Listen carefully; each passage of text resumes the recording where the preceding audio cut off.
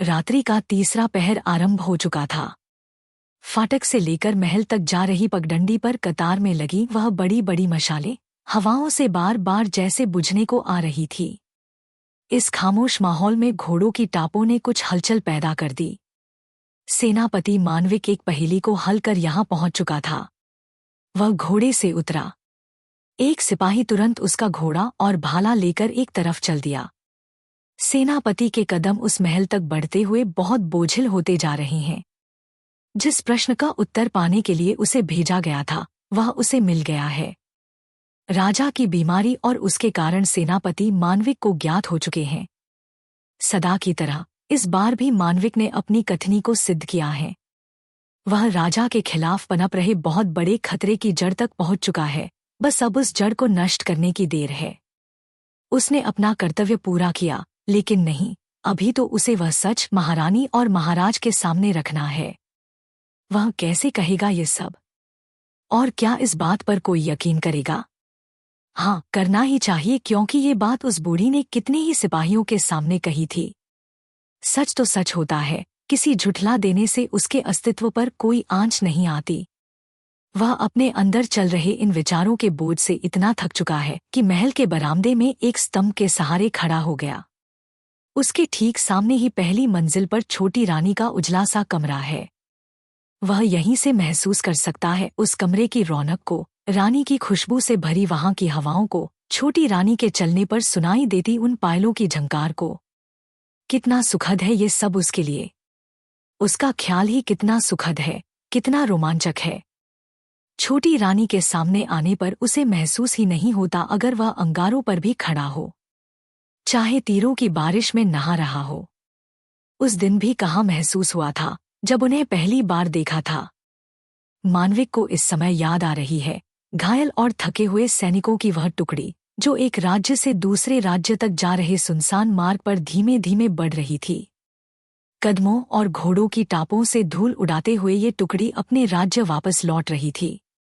उनके साथ युद्ध में जीता हुआ खजाना था और थे सैकड़ों बंधक जिनका निर्णय राजा के दरबार में होना था। युद्ध में जीते हुए बंधकों में एक अत्यंत रूपवती युवती भी थी। तत्कालीन सेनापति, जो कि अब अधेड़ हो चुका था, उसकी नज़र शुरू से अब तक उसी युवती पर थी। वह बस किसी तरह मौका पाकर उससे अपनी तृष्णा मिटा लेना चाहता था। वह सेनापति कतार में चल रहे बंधकों के बस उसी हिस्से पर ज्यादा ध्यान दे रहा था जहां वह युवती चल रही थी। मटमैली बेरंग सी साड़ी को आदिवासियों की तरह धारण करने पर भी उसके आकर्षण में कोई कमी नहीं हुई थी। एड़ी को चूम रहे उसके लहराते बाल, कमल सी आंखें, लता सी कमर और उस पर उसका वह भोला सौंदर्य, उसके रूप और यौवन पर मुग्ध सेनापति के लिए पल पल भारी हो रहा था। राज्य में पहुंचते ही ये हीरा उसके हाथों से निकल सकता है, वह जानता था।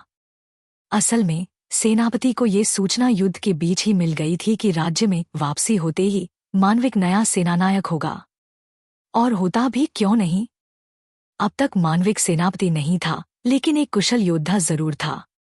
सेना का हिस्सा बने उसे केवल 4 ही वर्ष हुए थे और उसने अपने पराक्रम से सेना और महाराज की नजरों में अपनी एक खास जगह बना ली थी।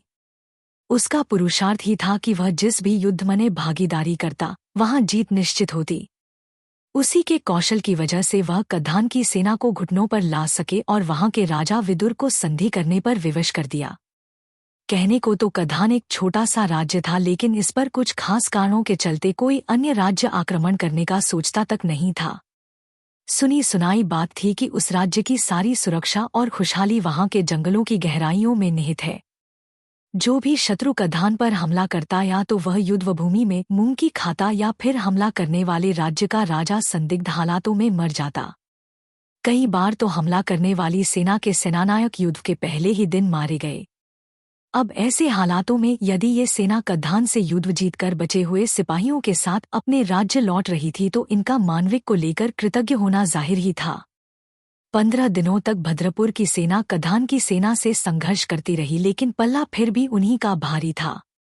तत्कालीन सेनापति ने तो अपने कदम पीछे लेना तय भी कर लिया था और महाराज को एक सेवक के हाथों पत्र भिजवा दिया था कि उनकी सेना खत्म होती जा रही है, वापसी ही एकमात्र विकल्प है।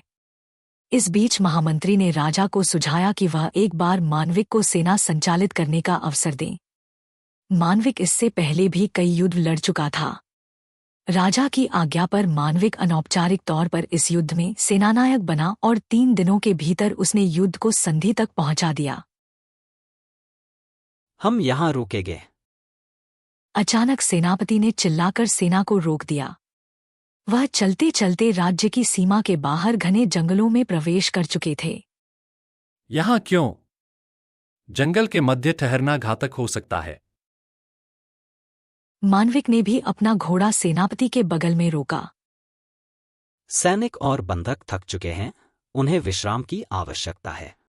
सेनापति ने लापरवाही से जवाब दिया। किंतु जंगल हमारे लिए सुरक्षित नहीं है। सेनापति ने किलसकर मानविक को सिर से पैर तक देखा। उचित है। तो इस पल से उन सभी की सुरक्षा आपका उत्तरदायित्व हुआ। उसने अपना घोड़ा दूसरी दिशा में घुमा लिया। सेना, विश्राम।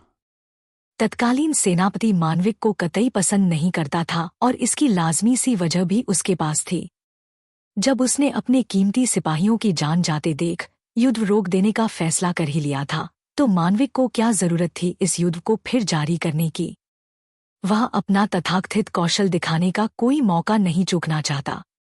मंत्रियों और सभासदों का तो काम ही है साफ और आरामदायक गद्दों पर बैठकर रणभूमि और संग्राम पर विचार करने का, लेकिन मानविक तो एक सधा हुआ सिपाही था। उसे तो पता होना चाहिए था कि मंत्रियों की मंत्रणा पर युद्ध ना तो लड़े जाते हैं ना जीते जाते हैं। कद्दान कहीं भागा तो नहीं जा रहा था। आज नहीं तो कल एक नई और मजबूत सेना के साथ वह उस पर दोबारा आक्रमण भी तो कर सकते थे।